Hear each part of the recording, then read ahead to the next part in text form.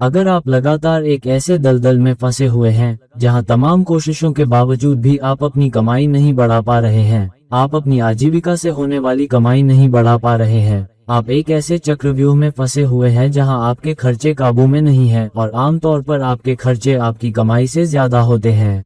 आप लाख कोशिश कर लें, लेकिन आप अपना बैंक बैलेंस नहीं बढ़ा पा रहे हैं, आप अपनी संपत्ति नहीं बढ़ा पा रहे हैं और आप अपने करियर में, अपने काम में, खासकर अपनी कमाई, अपनी आजीविका को लेकर, या फिर आप अपने व्यापार को एक निश्चित सीमा से आगे नहीं बढ़ा पा रहे हैं, आपके व्यापार में ठहराव आ गया है। तो यह वीडियो आपके लिए है।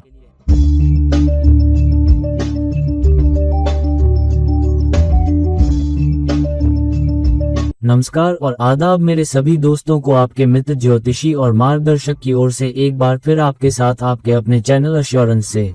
हम आपके जीवन के अलग अलग पहलुओं पर कई वीडियो बनाते रहे हैं। हम रिश्तों पर बनाते रहे हैं, हम आपके करियर पर बनाते रहे हैं, हम अलग अलग डिविजनल चार्ट पर बनाते रहे हैं और इसी तरह। और एक और क्षेत्र जिस पर हम आपके व्यवसाय के अलावा ध्यान केंद्रित कर रहे हैं वह है आपका करियर, आपकी संपत्ति, आपकी वित्तीय आय, आपकी कमाई की क्षमता। और आज मैं एक संचयी वीडियो के रूप में कई लोगों की चिंताओं को संबोधित करने की कोशिश कर रहा हूं कि वे अपनी कमाई नहीं बढ़ा पा रहे हैं, वे अपनी आजीविका या अपनी आजीविका से होने वाली कमाई या व्यवसाय या संपत्ति को नहीं बढ़ा पा रहे हैं।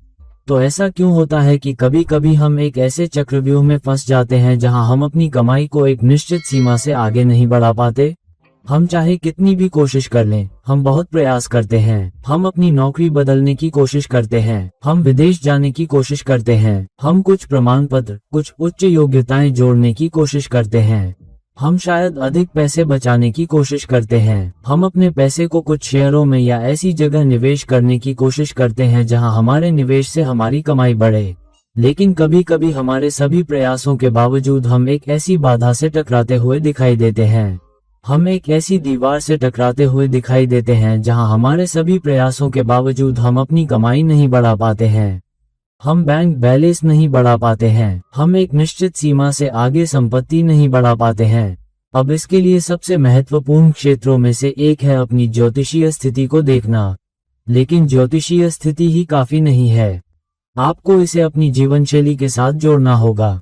जब तक आप दोनों को ध्यान में नहीं रखते, ज्योतिषीय स्थिति को ध्यान में नहीं रखते, अपनी ताकत और कमजोरियों को नहीं समझते और खर्च करने के तरीके को लेकर अपनी सोच में बदलाव नहीं लाते, तभी आप सही मायनों में आगे बढ़ पाएंगे या चुनौतियों या बाधाओं को दूर कर आगे बढ़ पाएंगे।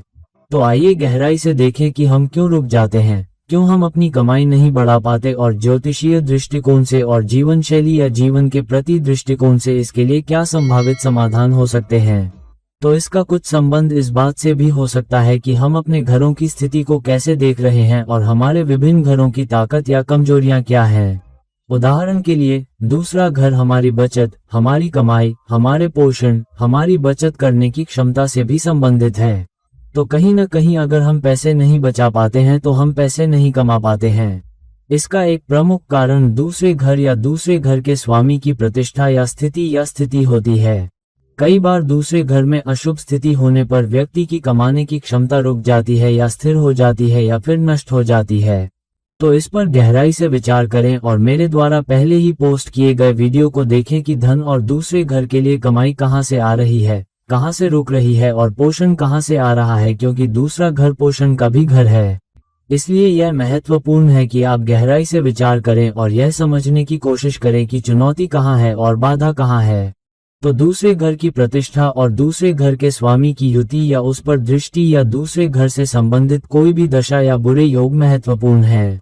दूसरा, 11वां घर बहुत महत्वपूर्ण घर है क्योंकि यह केवल धन का घर ही नहीं है बल्कि यह इच्छाओं और चाहतों का भी घर है। अब आज के समय में कौन ऐसा होगा जो अच्छी कमाई नहीं चाहता? उसकी चाहत नहीं होती कि उसकी कमाई ज्यादा हो, उसकी बेहतर आजीविका पाने की क्षमता ज्यादा हो। तो 11वां भाव, जीवन की गरिमा। 11वां भाव बहुत महत्वपूर्ण है क्योंकि यह सिर्फ आपकी आय से संबंधित नहीं है, बल्कि 11वां भाव इस बारे में भी है कि क्या आपको अपने जीवन से जुड़े लोगों से समर्थन मिल रहा है, चाहे वो धन प्रबंधन के माध्यम से हो। उदाहरण के लिए, वे लोग जिनके साथ आप काम करते हैं, आपके सहकर्मी, या वे लोग जिनमें आप निवेश कर रहे हैं, आप जिनमें निवेश कर रहे हैं। यह आपके परिवार के सदस्यों से भी संबंधित हो सकता है जो शायद आपकी उतनी मदद नहीं कर रहे हैं जितनी आपको अधिक पैसे बचाने में सक्षम होने के लिए समर्थन की आवश्यकता है। कभी कभी आप अधिक पैसा कमाना चाहते हैं, आप एक अलग नौकरी करना चाहते हैं, आप शहर जाना चाहते हैं, लेकिन परिवार से आने वाली चुनौतियां हो सकती हैं। कभी कभी आपका जीवन साथी, आपकी गर्लफ्रेंड, आपका बॉयफ्रेंड, कोई भी हो, आपका सहयोग नहीं कर रहा हो, या आपको डर हो कि अगर आप शहर से दूर चले गए या कोई ऐसी जगह या नौकरी कर ली जहां आपको ज्यादा समय देना पड़े, आपको दूर जाना पड़े, आपको अपने जीवन साथी या अपनी गर्लफ्रेंड, बॉयफ्रेंड को कम समय देना पड़े तो रिश्ते पर असर पड़ सकता है। इसलिए कभी कभी यह डर होना कि आपको उचित सहयोग नहीं मिलेगा महत्वपूर्ण है। तीसरा, 11वां भाव भी एक रूपक भाव है जिसका अर्थ है कि उस भाव के परिणाम समय के साथ आते हैं या बढ़ते हैं। इसलिए यदि 11वां भाव पीड़ित है, 11वां स्वामी पीड़ित है, 11वें भाव में दशा या बुरे योग हैं, उस पर बुरी दृष्टि है, तो एक और चुनौती है कि आप नहीं जा पाएंगे। अब उन लोगों के लिए जो केवल अपनी नौकरी से, केवल अपने करियर से, केवल अपने व्यवसाय से कमाई करना चाहते हैं, तो 10वां भाव भी महत्वपूर्ण हो जाता है। ध्यान रहे, 10वां भाव आपकी आय का भाव भी है, जो आपकी सेवा से जुड़ा है, जो आप कर रहे हैं। इसलिए यह महत्वपूर्ण है कि जब आप विभिन्न भावों को देखें, तो दूसरा भाव, छठा भाव और साथ ही 10वां भाव, ये सभी एक दूसरे से 5वें स्थान पर हैं, महत्वपूर्ण हो जाते हैं। इसलिए यहाँ 10वां भाव बहुत महत्वपूर्ण हो जाता है। यदि आप किसी के अधीन काम करते हुए सेवा या नौकरी या करियर को देख रहे हैं तो छठे भाव की गरिमा भी महत्वपूर्ण हो जाती है। इसलिए 10वें भाव की गरिमा बहुत महत्वपूर्ण हो जाती है, छठे भाव की गरिमा महत्वपूर्ण हो जाती है। अब 10वें भाव की गरिमा इस दृष्टि से महत्वपूर्ण हो जाती है कि क्या आपको अपने वरिष्ठों या बॉस से उचित सराहना या पहचान मिल रही है। मैं इस पर एक अलग वीडियो बनाऊंगा और 10वें भाव की चुनौतियों का समाधान कैसे करें। लेकिन जब हम इस विषय पर हैं, तो एक बाधा ये हो सकती है कि आपको अपने बॉस से पर्याप्त पहचान या सराहना न मिल रही हो। तब आप क्या करते हैं? तो हाँ, कई बार आपको चुनौतियों का सामना करना पड़ता है। कोशिश करने के बावजूद, अपना सर्वश्रेष्ठ प्रयास करने के बावजूद, आप उन्हें यह विश्वास नहीं दिला पा रहे हैं कि आप अच्छा काम कर रहे हैं। आपको विकास की आवश्यकता है, उन्हें आपके विकास को बढ़ावा देना चाहिए, या उन्हें आपके विकास के लिए सिफारिश करनी चाहिए, या उन्हें आपके वेतन वृद्धि की सिफारिश करनी चाहिए, यदि पदोन्नति नहीं या जो भी हो। इसलिए आमतौर पर पदोन्नति के साथ उच्च आय भी आती है। तो यह एक और बात है। छठा भाव महत्वपूर्ण हो जाता है क्योंकि छठा भाव न केवल आपके काम या किसी के अधीन काम करने का भाव है, बल्कि छठा भाव ऋण का भी भाव है। इसलिए कई बार ऐसा होता है कि 10वां भाव अच्छी स्थिति में हो सकता है लेकिन छठा भाव खराब स्थिति में होता है। तो इसका क्या मतलब है? इसका मतलब है कि कई बार आप कुछ ऋणों या कर्जों में फंस जाते हैं क्योंकि आप पैसे निवेश करना चाहते हैं या आप कुछ करना चाहते हैं। इसलिए कभी कभी हमें विशेष रूप से ऋणों और कर्जों के अलावा 5वें भाव को भी देखना चाहिए क्योंकि 5वां भाव सट्टा निवेशों का भाव है। इसलिए यदि आपने किसी ऐसी चीज में सट्टा निवेश किया है जिसमें आपको पैसा नुकसान हो रहा है और आपने उस निवेश को करने के लिए कर्ज लिया है। उदाहरण के लिए, कई बार हम घर खरीदते हैं, प्रॉपर्टी खरीदते हैं और उसके लिए लोन लेते हैं। कोई नया बिजनेस शुरू करते हैं या कोई नया स्टार्टअप शुरू करते हैं। आपको बैंक से, समान विचारधारा वाले लोगों से, अपने पार्टनर से लोन की जरूरत पड़ सकती है। इसलिए छठा भाव और 5वां भाव खास तौर पर लोन या कर्ज जैसी स्थिति के लिए महत्वपूर्ण हो जाते हैं। लेकिन छठा भाव चुनौतियों या उन बाधाओं का भी भाव है जिनका सामना आपको उन लोगों से करना पड़ता है जो पर्दे के पीछे काम कर रहे हैं और जिनके बारे में आपको पता नहीं होता। हो सकता है कि आपके सहकर्मी, आपके नीचे काम करने वाले लोग आपको सही आउटपुट नहीं दे रहे हों, आपके प्रोजेक्ट में आपका साथ नहीं दे रहे हों, जिसकी वजह से टीम की मेहनत रुक जाती है। अगर आप किसी टीम के लीडर हैं और आपको अपने नीचे के लोगों का सहयोग नहीं मिल रहा है, तो छठे भाव के अच्छे न होने, छठे भाव के स्वामी के अच्छे न होने या छठे भाव पर दृष्टि न होने से भी चुनौती आ सकती है, खासकर अगर आपके छठे भाव में शुक्र खराब है। आप जानते ही हैं कि कन्या राशि में शुक्र नीच का हो जाता है और छठे भाव में कन्या राशि की ऊर्जा होती है, तब आपको चुनौतियों का सामना करना पड़ सकता है। दूसरी बात यह है कि कई बार 8वां भाव आपके लिए धन कमाने में बाधा बन जाता है। इसलिए आपको ये समझने के लिए गहन अध्ययन करने की आवश्यकता है कि कौन सा भाव आपके धन को रोक रहा है। क्या ये दूसरा भाव है? क्या ये सेवा का छठा भाव है? यदि आप किसी के अधीन काम कर रहे हैं तो ये 10वां भाव है, या यदि आप व्यवसाय कर रहे हैं, साझेदारी में काम कर रहे हैं, आप अपना काम कर रहे हैं, तो 11वां भाव बहुत महत्वपूर्ण हो जाता है। लेकिन 8वां भाव इसलिए महत्वपूर्ण हो जाता है क्योंकि 8वां भाव क्या करता है? भले ही अन्य भाव अच्छी स्थिति में हो, स्वामी अच्छी स्थिति में हो, अगर 8वें घर में पाप ग्रह हैं और वो किसी तरह से आपके 10वें घर या आपकी आय के दूसरे घर या आपके 11वें घर से जुड़ जाते हैं, तो वो आपकी कमाई में समय समय पर कोई न कोई रुकावट या अवरोध या स्पीड ब्रेकर लाते रहते हैं। क्योंकि 8वां घर अचानक होने वाली घटनाओं, अचानक आने वाली चुनौतियों, अचानक आने वाली रुकावटों और अचानक आने वाले मुद्दों का घर है। तो जब तक आप एक को सुलझाते हैं तब तक आप दूसरे में उलझ जाते हैं, फिर आप उसे सुलझाते हैं, आपकी आय फिर से बढ़ने लगती है। कोई न कोई समस्या आती है, कोई न कोई चुनौती आती है। तो 8वें घर की गरिमा महत्वपूर्ण है। 8वें घर में गहराई से देखना या गहराई में उतरना बहुत महत्वपूर्ण हो जाता है। अगर वहां कोई भी अशुभ योग हो, या जैसे कि 11वें घर का स्वामी बार बार 8वें घर में जाता है, तो आपको चुनौतियां मिलती हैं। दूसरे घर का स्वामी 8वें घर में जाता है, वही चुनौतियां। ये छठा घर का स्वामी 8वें घर में जाता है, यह एक विपरीत राजयोग बन जाता है। फिर भी आपको परेशानियों का सामना करना पड़ सकता है, क्योंकि विपरीत योग कभी भी नकारात्मक इरादों को पूरी तरह से खत्म नहीं करता है। इसलिए ये चुनौतियां आती हैं, और ये चुनौतियां अचानक आती हैं। अब 8वां घर अगर अच्छी स्थिति में हो तो ये कुछ अवसर भी लाता है और अचानक लाभ भी देता है। लेकिन अगर यह खराब स्थिति में हो तो मैंने कई लोगों को देखा है कि तमाम कोशिशों के बावजूद खराब 8वां घर जीवन भर एक या दूसरी समस्या में बार बार फंसता रहता है। फिर 12वां घर। 12वां घर खर्च, बर्बादी और अधिकता का घर है। कभी कभी आप काफी कमाते हैं, लेकिन किसी समस्या के कारण आपको पैसे खर्च करने पड़ते हैं। तो आपने कुछ पैसे बचाए हैं और आप सोचते हैं, ठीक है, मैं इससे कुछ अच्छा करूंगा, या आप निवेश करते हैं। कुछ खर्चे आते हैं, जैसे आपको मरम्मत करवानी होती है, आपको घूमने के लिए गाड़ी खरीदनी होती है, या आपको परिवार में किसी को पैसे देने होते हैं क्योंकि उन्हें पैसे की जरूरत होती है। आप उनसे प्यार करते हैं, उन्हें आपके सहयोग की जरूरत है। कोई पढ़ रहा है तो आपको उसकी फीस या कुछ और देते रहना पड़ता है। कई बार ऐसा होता है कि आप अपने हॉस्पिटल बिल के लिए पैसे देते रहते हैं क्योंकि कोई बीमार है।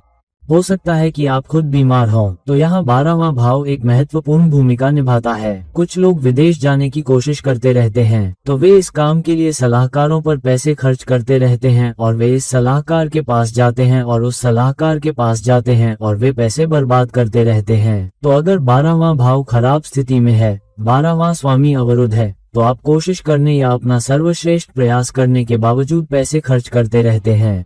फिर कुछ ग्रहों की स्थिति। बृहस्पति समृद्धि का ग्रह है। बृहस्पति खराब स्थिति में है। बृहस्पति वक्री है। बृहस्पति अस्त है। फिर भी समृद्धि एक निश्चित बिंदु से आगे नहीं बढ़ती है। हमेशा एक तरह की बाधा बनी रहती है कि आपकी समृद्धि केवल उस स्तर तक ही पहुंचेगी, उससे आगे नहीं बढ़ पाएगी। फिर शुक्र आता है। शुक्र धन, बड़ी संपत्ति, जीवन की अच्छी गुणवत्ता का ग्रह है। तो शुक्र खराब स्थिति में है। फिर क्या होता है कि आपके सर्वोत्तम प्रयासों के बावजूद आपको या तो अच्छा पोषण नहीं मिलता है, जिसका अर्थ है कि आप समृद्ध जीवन जीने के लिए अच्छा पैसा खर्च नहीं कर पाते हैं, और आपको अपने सर्वोत्तम प्रयासों के बावजूद पर्याप्त धन नहीं मिल पाता है। बृहस्पति के साथ समृद्धि को भूल जाए। खराब शुक्र वास्तव में एक सीमा से आगे धन कमाने में बाधा बनेगा, और शुक्र जो करता है वह कभी कभी आपको जीवन जीने की आदत इस हद तक डाल देता है कि आपको ब्रांड पसंद आते हैं, आपको अच्छी चीजें पसंद आती हैं, इसलिए आप अच्छे कपड़े, जूते, घड़ियां, यात्रा, बाहर खाना, मनोरंजन पर पैसा खर्च करते रहते हैं या बर्बाद करते रहते हैं, और फिर आपको लगता है कि मैं पैसे नहीं बचा पा रहा हूँ, मुझे पैसे नहीं मिल रहे हैं, क्योंकि आप अच्छे पैसे कमा रहे हैं, लेकिन आपके खर्च करने की आदत खराब शुक्र के कारण बहुत अधिक है, जिसके कारण आपको चुनौतियों का सामना करना पड़ता है। और ध्यान रखें कि शुक्र 12वें घर में समाप्त हो जाता है। तो 12वां घर पीड़ित है और शुक्र पीड़ित है, तो ये दोहराव बन जाता है। तो शुक्र एक और ग्रह है जिसके कारण चुनौती हो सकती है। फिर लग्न स्वामी स्वयं लग्न स्वामी यदि अशुभ दशा अशुभ हो तो वह छठे भाव में चला जाता है। जीवन भर आप किसी न किसी कर्ज या लोन में फंसे रहेंगे। लग्न स्वामी 8वें भाव में चला जाता है। एक के बाद एक आपको बाधाओं का सामना करना पड़ता है और लग्न स्वामी पीड़ित है, द्वितीयेश भी पीड़ित है। फिर पीड़ा दुगुनी हो जाती है, जिसका अर्थ है कि बाधाएं आमतौर पर धन से आ रही हैं, आमतौर पर पोषण से आ रही हैं। ऐसा होता है। अब पीड़ित द्वितीय भाव का स्वामी क्या करता है?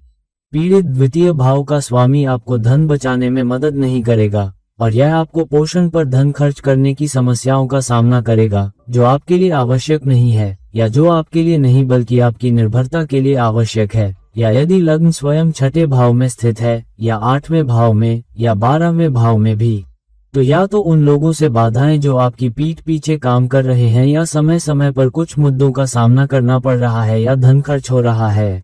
तो कई कारक मिलकर आपके लिए चुनौतियां लाएंगे और केवल एक कारक नहीं होगा। याद रखें कि एक कारक की एक स्थिति से समस्या जटिल नहीं हो सकती। अगर कोई समस्या जटिल हो रही है तो 2 या 3 चीजों का एक साथ आना जरूरी है, तभी स्थिति जटिल होती है। अगर एक चीज जटिल हो जाती है तो आप चुनौती पर चुनौती देंगे, या बुरी नीयत या बुरी प्रतिष्ठा के तहत चुनौती केवल कुछ समय के लिए होगी, या शायद जीवन के एक क्षेत्र में और थोड़े समय के लिए। ये लंबे समय तक नियमित नहीं होगी। फिर 2 या 3 चीजें मिलकर आपको वो चुनौतियां देंगी, और गहराई से जाकर यह समझना जरूरी है कि वे 2 या 3 चीजें क्या हैं जो आपकी आय, आपकी आजीविका, जीवन के एक क्षेत्र को स्थिर कर रही हैं। फिर राहु और केतु को न भूलें। ये ऐसे ग्रह हैं जिनके साथ राहु जोड़ तोड़ और गुमराह करने वाला ग्रह है। यह आपको नौकरी लेने, व्यवसाय लेने, डिग्री या प्रमाणन लेने में गुमराह करेगा, जो कि इतना मददगार नहीं है।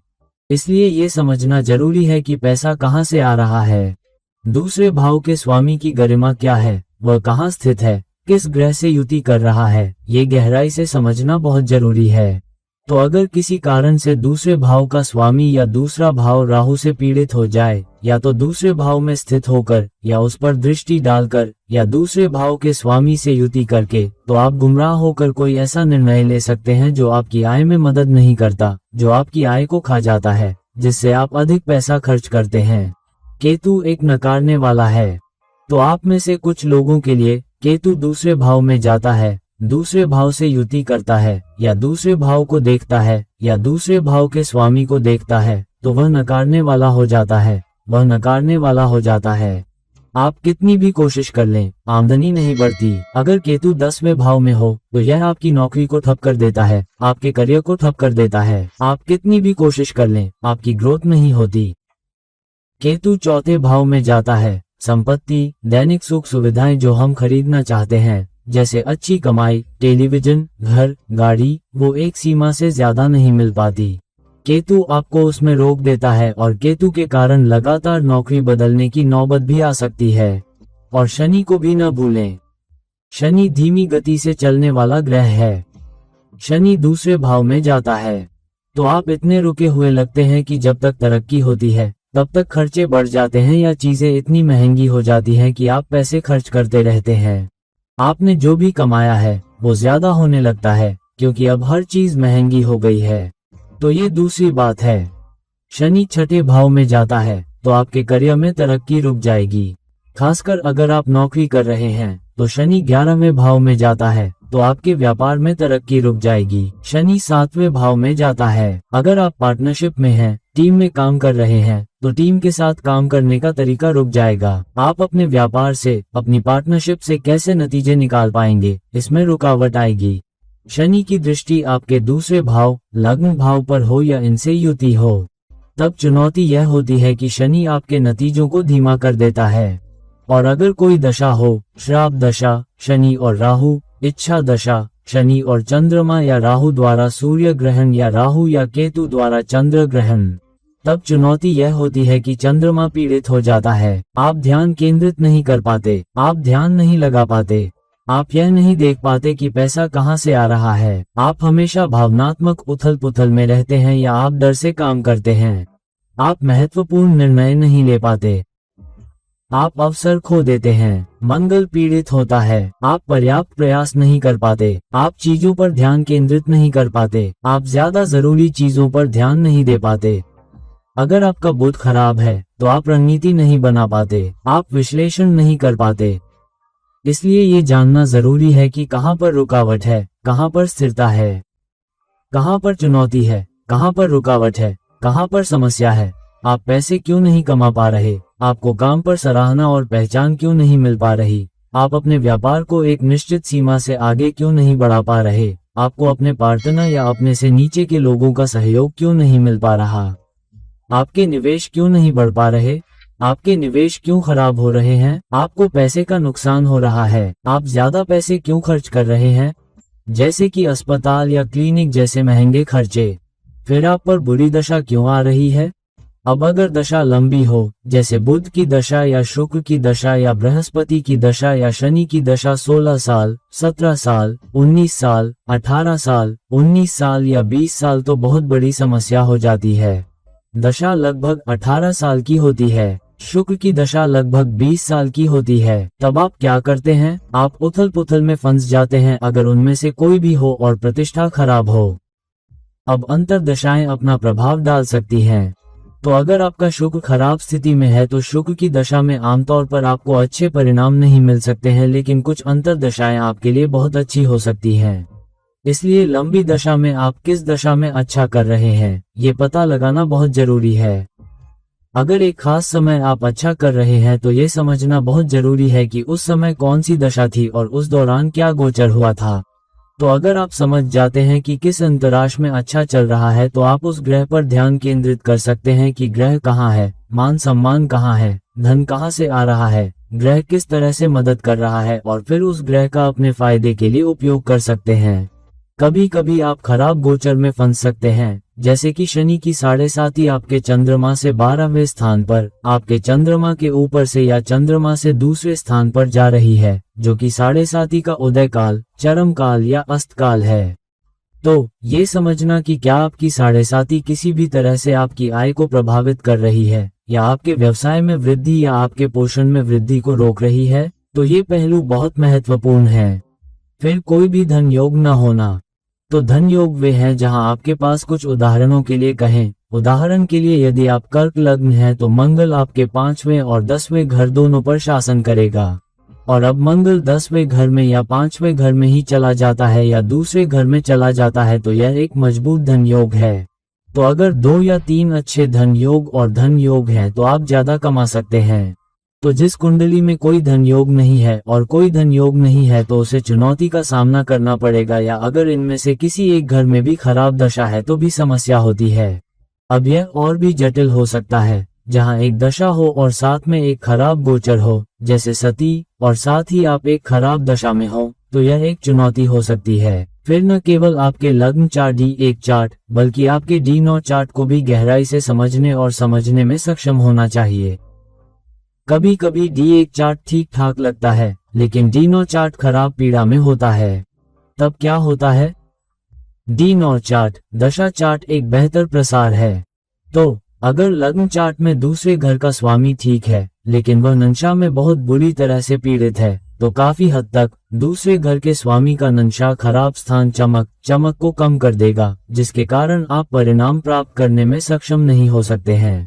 इसलिए दशाओं को नजरअंदाज करना, गरिमा को नजरअंदाज करना, ताकत को नजरअंदाज करना, संयोजनों को नजरअंदाज करना, पहलुओं को नजरअंदाज करना, महत्वपूर्ण पारगमन को नजरअंदाज करना बहुत महत्वपूर्ण होगा कि आपको अच्छे परिणाम मिल रहे हैं या नहीं।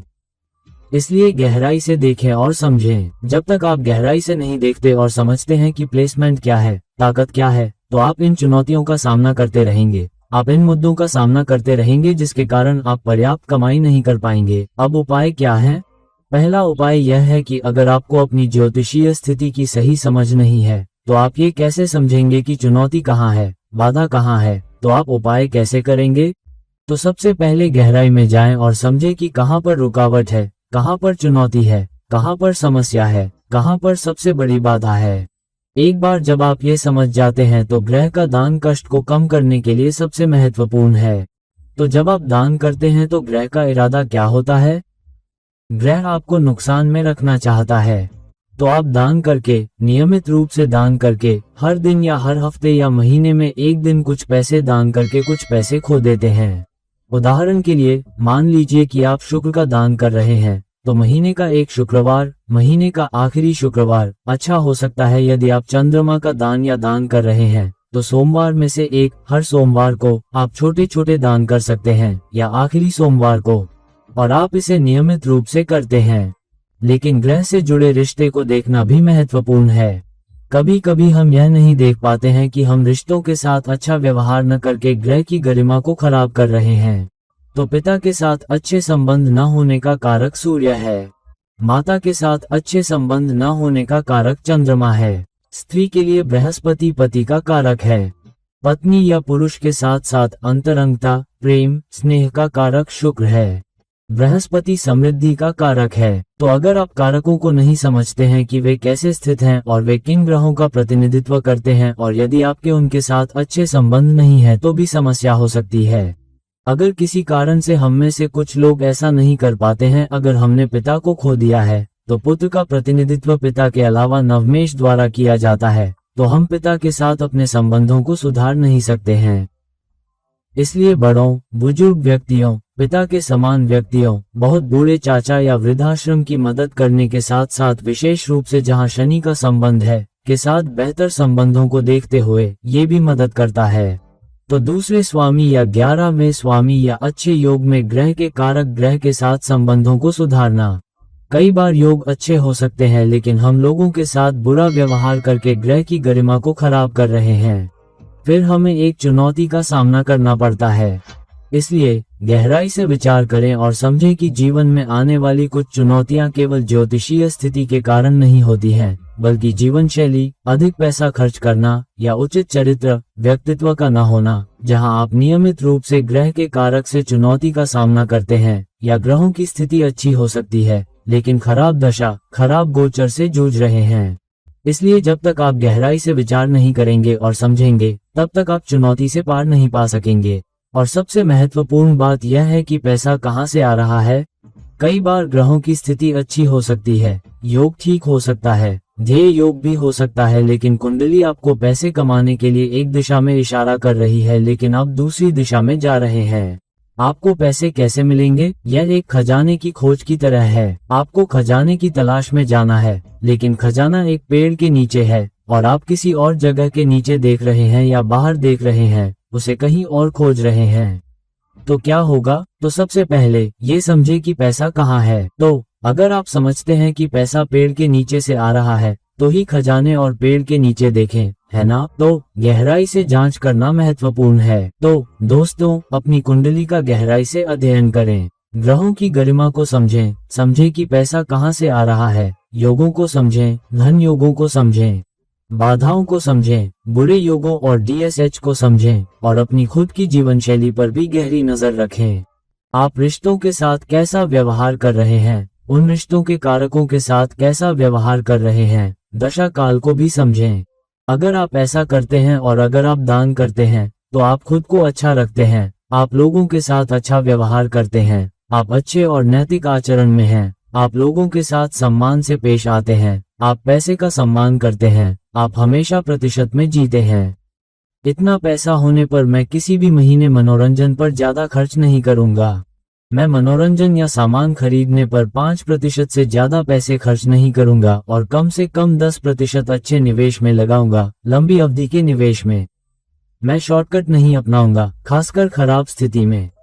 अगर आप ये सब करते हैं तो कोई कारण नहीं है कि आप अपने पैसे को बढ़ा ना पाएं। आप अपनी संपत्ति नहीं बढ़ा पाएंगे, आप ज्यादा संपत्ति नहीं बना पाएंगे और आप बहुत खुशहाल जीवन नहीं जी पाएंगे। तो दोस्तों, इस वीडियो को लाइक करें, शेयर करें और अगर आप मुझसे पर्सनल कंसल्टेशन चाहते हैं तो नीचे दिए गए लिंक पर मुझसे संपर्क करें। किसी और समय तक, किसी और वीडियो तक मैं आपका दोस्त ज्योतिषी हूँ और आपसे विदा लेता हूँ। नमस्ते।